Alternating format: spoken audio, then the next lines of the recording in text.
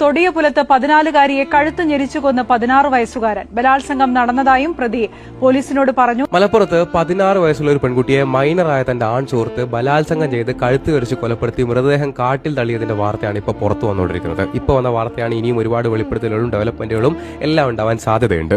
എന്നാലും ഇതുപോലെയുള്ള വയലൻസ്, ഇതുപോലെയുള്ള ക്രൈമുകൾ കൂടിക്കൊണ്ടിരിക്കുകയാണ് എന്നുള്ളത് നമുക്ക് എല്ലാവർക്കും ബോധ്യപ്പെട്ട കാര്യമാണ്. ഒന്ന് ഓർത്ത് നോക്കുക, ഒരു 6 മാസം മുമ്പ് അല്ലെങ്കിൽ ഏതാനും മാസങ്ങൾക്ക് മുമ്പല്ലേ നമ്മൾ ഷഹബാസിന്റെ കൊലപാതകത്തെ പറ്റി സംസാരിച്ചത്, അവൻ നേരിട്ട വലിയ വയലൻസിനെ പറ്റി സംസാരിച്ചത്. അത്ര വലിയ ചർച്ചകൾ ഞാൻ ഉൾപ്പെടെ പങ്കെടുത്തുകൊണ്ട് അന്ന് നടന്നതിന് ശേഷം നാട്ടിൽ ഇനി ഇതുപോലൊരു ക്രൈം ഇല്ലാതിരിക്കാൻ, അല്ലെങ്കിൽ ടീനേജേഴ്സിന്റെ ജെൻസിയുടെ ഇടയിൽ ഇതുപോലുള്ള വയലൻസ് കുറക്കാൻ നമ്മൾ എന്ത് മെഷറാണ് എടുത്തത്?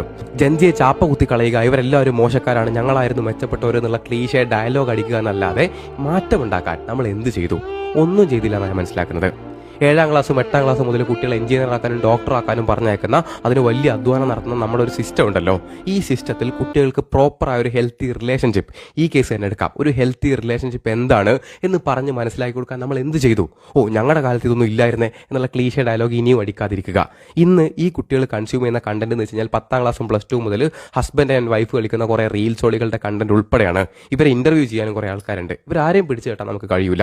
ഇവർ പലതും കൺസ്യൂം ചെയ്യുന്നുണ്ട്. അവിടെ നമുക്ക് ആകെ ചെയ്യാൻ പറ്റുക ഈ കുട്ടികൾക്ക് പ്രോപ്പറായ ഗൈഡൻസ് കൊടുക്കുക എന്നുള്ളതാണ്. എന്താണ് ഒരു ഹെൽത്തി റിലേഷൻഷിപ്പ്? എന്താണ് എന്റെ ബൗണ്ടറികൾ? എന്റെ സ്വകാര്യത എവിടെയാണ്? ഒരാൾ പുറത്തുനിന്ന് വരുമ്പോൾ ഞാൻ അയാളെ എവിടെ നിർത്തണം? അയാൾ മാനിപ്പുലേറ്റ് ചെയ്യാൻ ശ്രമിക്കുകയാണോ?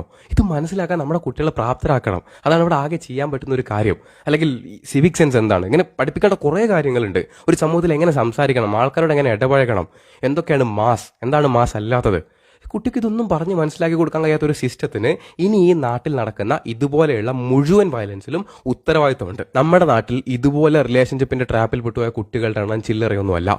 ഇന്നും ഇതുപോലെ ടോക്സിക് റിലേഷൻഷിപ്പിൽ പെട്ടുപോയ, അത് കാരണം ഡിപ്രഷനിലൂടെയും ട്രോമയിലൂടെയും കടന്നു പോകുന്ന, പലപ്പോഴും സൂയിസൈഡ് അറ്റംപ്റ്റ് പോലും സൂയിസൈഡ് ചെയ്തിട്ടുള്ള കുട്ടികളുടെ എണ്ണം കുറേ ഉണ്ട്. പുറത്ത് റിപ്പോർട്ട് ചെയ്തിട്ടില്ല, പുറത്താരും അറിഞ്ഞിട്ടില്ല എന്നേ ഉള്ളൂ. ഇനിയെങ്കിലും അത്തരത്തിലുള്ള സംഭവങ്ങൾ ഇല്ലാതിരിക്കാൻ നമ്മൾ ചെയ്യേണ്ടത് ഈ വിഷയത്തിൽ സംസാരിക്കുക, മാറ്റങ്ങൾ ആവശ്യപ്പെടുക എന്നുള്ളതാണ്.